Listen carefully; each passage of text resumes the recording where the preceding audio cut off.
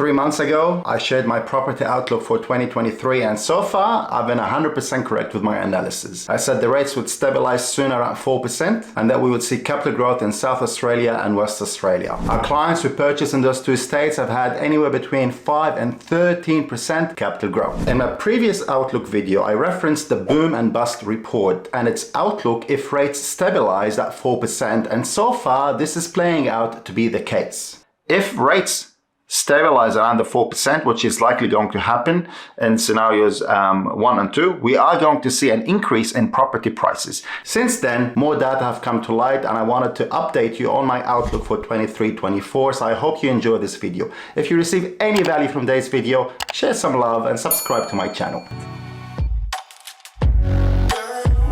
Welcome to another episode of Roy Talks Property. I hope you enjoyed your Easter break. I was a bit sick, so I spent most of it sleeping, so no complaints from my end. As a property owner or investor, it must be nice not to have to worry about the increase in interest rates this month. At least now we can put the money towards things that matter, like hot cross buns. I'm very excited to be recording this episode, not only because I love my work, but the information and the data that I'm about to share with you today have excited me personally as an investor. So I'm looking forward to seeing another growth cycle in my portfolio and how that will affect my personal finances. If you're sitting on the fence, get in the game because it's about to get very fun. Philip Lau, in his statement regarding the monetary policy on the 4th of April, said, "A range of information, including the monthly CPI indicator, suggests that inflation has peaked in Australia." Now that's music to all of our ears. So this month, the RBA decided to put interest rates on hold at 3.6%. Now, as buyers agents and serious property investors, we don't believe that rates should be a deciding factor. We do believe that rates affect the general sentiment of the market. And this rate hold,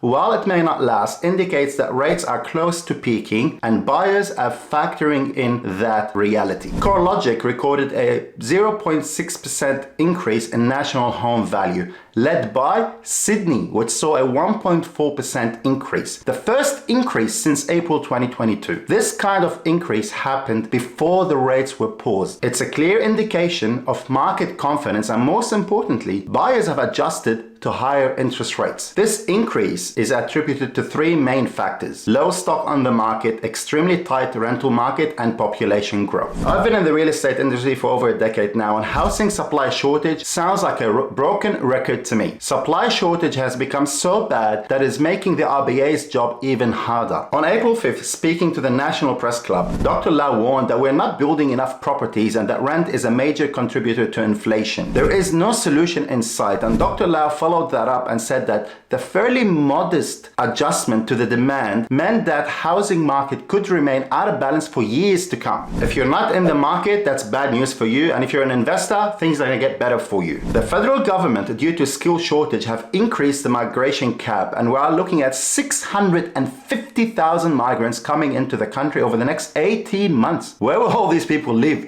I mean, the rental crisis is bad enough. I genuinely am wondering, how are we going to house 650,000 new migrants coming into the country over the next 18 months? So if you're wondering where to invest in this market and where to strike a balance between capital growth and cash flow, check out this video.